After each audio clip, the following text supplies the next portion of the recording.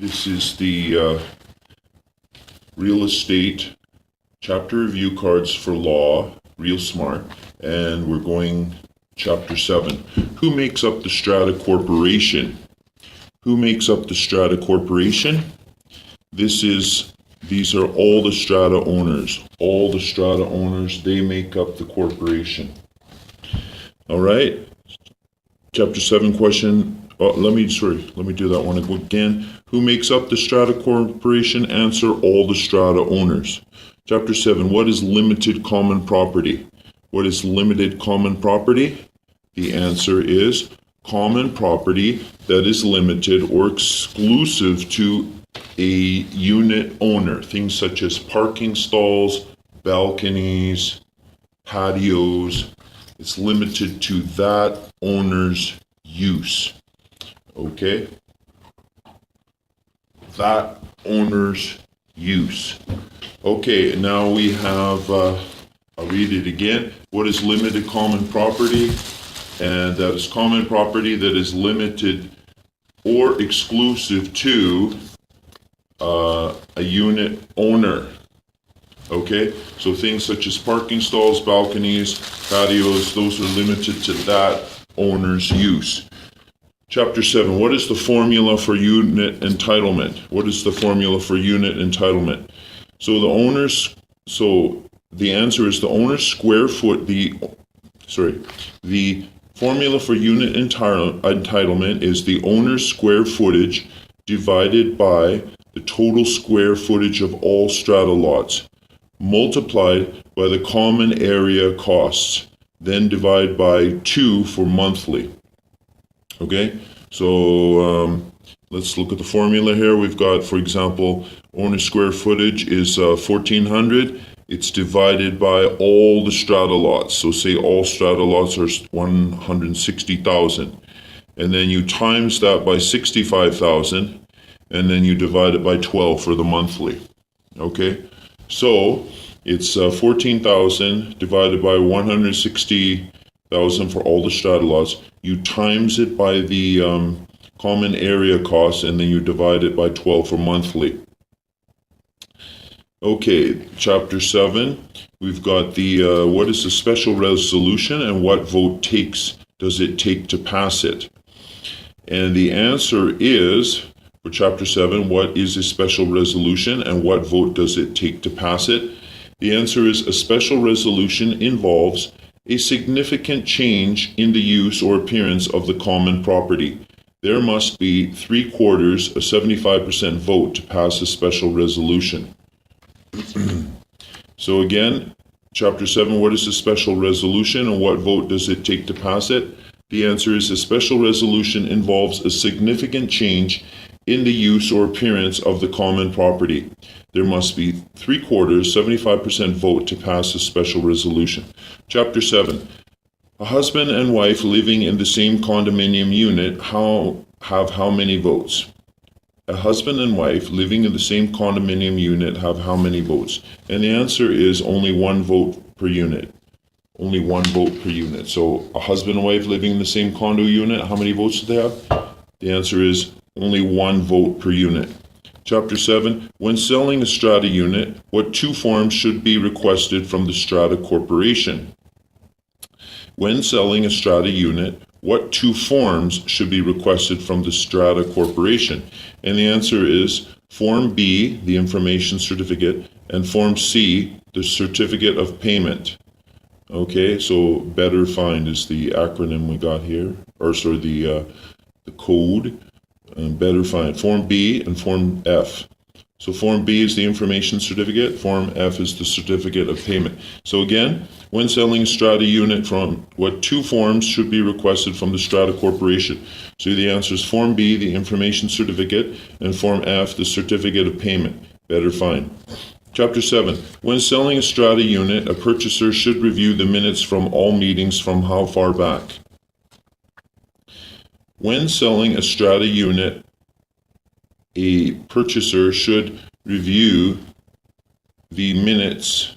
Okay, I guess when selling, what do you mean? When they're going to purchase a strata unit, the would-be buyer should review the minutes from all meetings from how far back, and it should go back 24 months. So you see what the Strata Council has been talking about. Go back 24 months. 24 months. Chapter 7 question. A condo owner receives a fee simple title. What is different when purchasing a cooperative? A condo owner receives a fee simple title. What is different when purchasing a co-op? And the answer is, in a co-op, the owner becomes a shareholder and signs a shareholder's agreement. There's no fee simple interest. In a co-op, the owner becomes a shareholder and signs a shareholder's agreement. No fee simple interest. So let's read it again. Chapter 7, a condo owner receives a fee simple title. What is the difference when purchasing a co-op? In a co-op, the owner becomes a shareholder and signs a shareholder's agreement. No fee simple interest. Chapter 8. What is the liability of a sole proprietor? What is the liability of a sole proprietor? And the answer is unlimited liability. So the credits may collect personal assets. What is the liability of a sole proprietor? And the answer is unlimited liability. Creditors may collect personal assets. Okay, now we've got Chapter 8. What is the liability of a general partnership? What's the liability of a general partnership?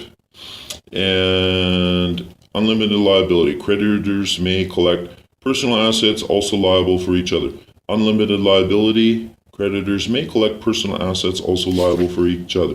So Chapter 8, what is the general partnership liability? What's the general partnership liability? Unlimited liability is the answer. Creditors may collect personal assets, and also they're liable for each other's mistakes, that is. Chapter 8 question. What is a limited partnership made up of? What's a limited partnership made up of? And the answer is one or more general partners and one or more limited partners. Limited are like silent partners or investors. So one or more general partners and one or more limited partners. Limited are like silent partners or investors. Let me read this again. What is a limited partnership made up of? It's one or more general partners and one or more limited partners. Limited are like silent partners or investors. Chapter 8. In a limited partnership, what is the liability? In a limited partnership, what is the liability? And the answer is general partners have unlimited liability. Limited partners have limited liability. General partners have unlimited liability. Limited partners have limited liability. Again, Chapter 8. In a limited partnership, what is the liability? Answer is general partners have unlimited liability. Limited partners have limited liability. Chapter 8 question. What are three main points about a corporation? What are three main points about a corporation? And number one is separate legal entity. Number one, separate legal entity. Number two, board of directors responsible to shareholders. Two, board of directors responsible to shareholders. Number three, has its own income tax status. Number three, this is the corporation has its own income tax status. So again, corporation has separate legal entity with number one. Number two, board of directors responsible to shareholders. And three, has its own income tax status. So let's read it again. Chapter 8 question. What are three main points about a corporation? Corporation has number one, a separate legal entity. Corporation, and number two, board of directors responsible to shareholders. And the corporation number three has its own income tax status. Chapter 8. What would be the reason for forming a joint venture? Chapter 8. What would be the reason for forming a joint venture? The answer is, for a joint venture, two or more individuals or companies join together to share the expense of a venture and subsequently share in the profit or loss. So this is less of a risk. So in a joint venture, two or more individuals join together to share the expense of a venture and subsequently share in the profit or loss. So this is supposedly less of a risk. So again, why would anybody form a joint venture? Chapter 8 question. Two or more individuals or companies join together to share the expense of a venture and subsequently share in the profit or loss. This is less of a risk. Chapter 8. What is the cost principle? What is the cost principle? And the answer is price is actually paid for an asset, not what it is worth today. So what is the cost principle? It's the price actually paid for an asset, not what it's worth today. Okay? Cost principle is price actually paid for an asset, not what it's worth today. Chapter 8, what is the revenue principle? What is the revenue principle? Chapter 8, revenue principle, revenue recorded when earned. For example, accrual basis. The date, rev, this is over the T. So what is the revenue principle? Revenue is recorded when earned. So this is on an accrual basis. You've got the date and the rev on top. Revenue. What is the revenue principle? Revenue is recorded when earned, accrual basis. So it's when it's earned, it's recorded. So that's revenue principle. Okay. So when it's earned, accrual. Okay, yeah. Chapter 8, question, what is a matching principle? Matching principle is expenses are matched with revenue. So we got E, 500, we got R, 5,000. So matching principle, what is it? It's when expenses are matched with revenue. So with the E, for example, 500, and R, we got 5,000. Chapter 8, what is the objectivity principle? What is the objectivity principle? The answer is all accounting information should be reported on objectively determined and verifiable data, not post-it notes. All accounting information should be reported on objectively determined and verifiable data, not post-it notes. So what is the objectivity principle? Is all accounting information should be recorded on objectively determined and verifiable data, not post-it notes. Chapter 8, what is the consistency principle? What is the consistency principle? Once a company has adopted an accounting method, they should stick with it, don't hop around. What is the consistency principle? Once a company has adopted an accounting method, they should stay with it, don't hop around. Another Chapter 8 question. What are three things about a first year end? What are three things about a fiscal year end? What are three things about a fiscal year end?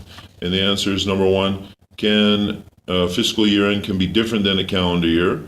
Number two, a fiscal year end can be, the taxation year can be no longer than 53 weeks.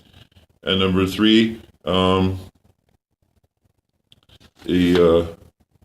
what are three things about fiscal year end? So can only change fiscal year once.